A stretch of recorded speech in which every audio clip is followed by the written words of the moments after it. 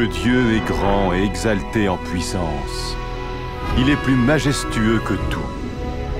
Les cieux racontent sa grandeur, et l'étendue manifeste sa merveilleuse création.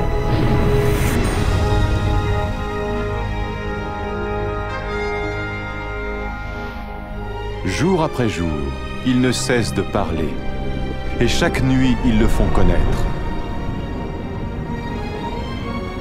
En créant les cieux, Dieu créa aussi la terre, et à partir de la poussière du sol, il créa l'homme et lui insuffla dans les narines le souffle de vie.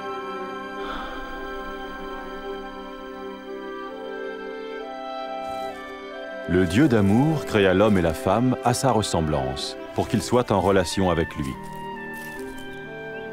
Ainsi, au commencement, il révérait et honorait Dieu, et il vivait en harmonie avec lui.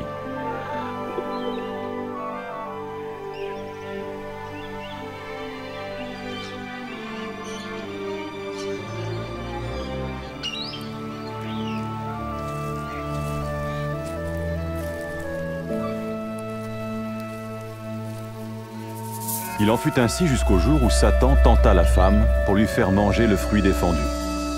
Elle le donna à l'homme qui en mangea aussi. Ce faisant, l'être humain se rebella contre Dieu et suivit son propre chemin. À cause de ce péché, l'être humain fut séparé de Dieu et jeté hors du jardin d'Éden.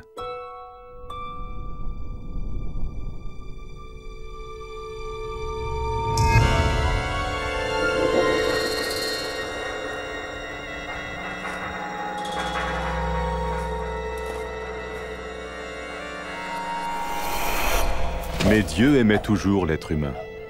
Il n'avait jamais souhaité être séparé de sa création.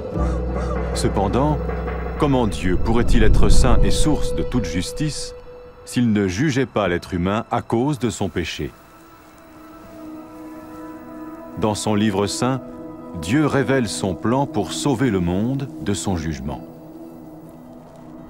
Abraham fut l'un des premiers à découvrir ce plan.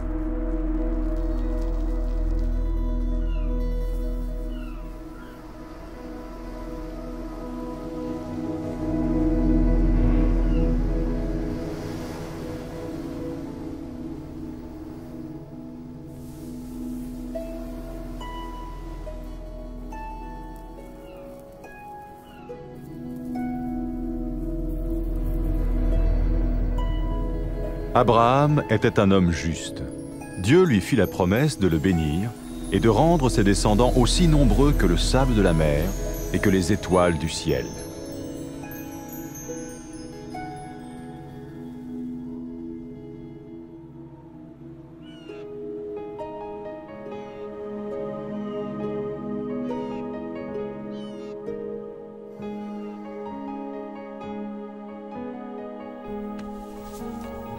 Pour mettre son obéissance à l'épreuve, Dieu dit à Abraham de sacrifier son fils en offrande pour lui. Abraham fit confiance à Dieu et chercha à lui obéir.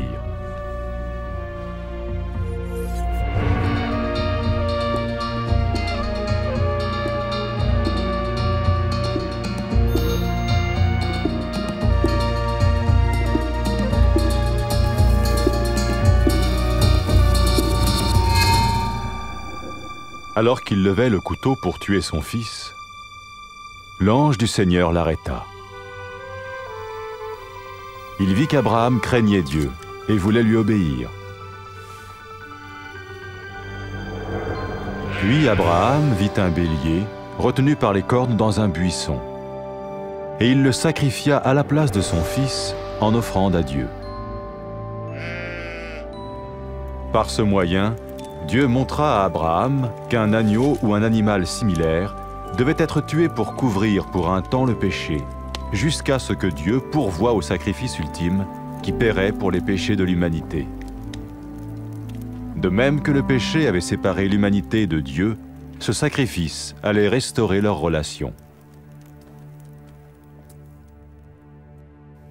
Les Saintes Écritures parlent de celui qui allait venir pour être le sacrifice ultime pour les péchés du monde.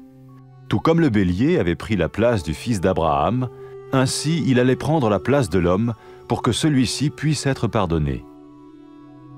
Certains parlent de cette personne comme du Messie, celui qui viendrait pour réconcilier une fois pour toutes le monde avec Dieu.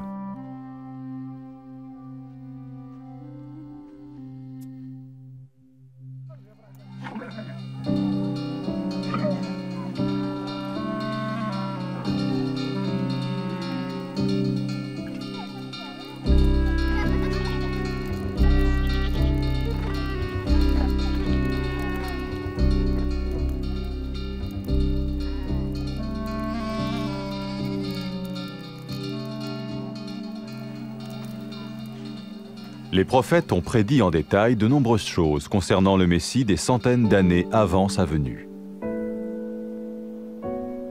Le prophète Ésaïe a prédit qu'il naîtrait de façon miraculeuse.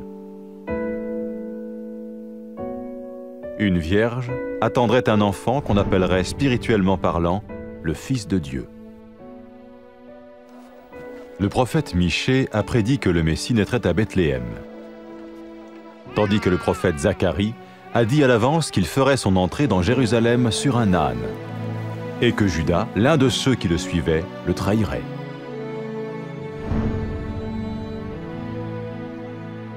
Ésaïe a prophétisé ce que le Messie ferait lors de sa venue.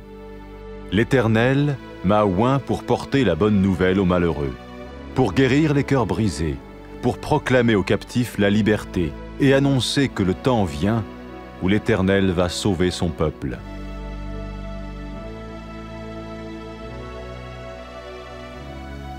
Qui était donc le Messie? Au 1er siècle vint un prophète appelé Jésus. Certains pensèrent qu'il était celui dont parlaient les prophètes. Est-ce possible? Sa vie a-t-elle accompli ce qu'on avait prédit de lui? Jésus était-il plus qu'un prophète? Ce qui suit est son histoire basée sur des témoignages oculaires rapportés dans les Saintes Écritures.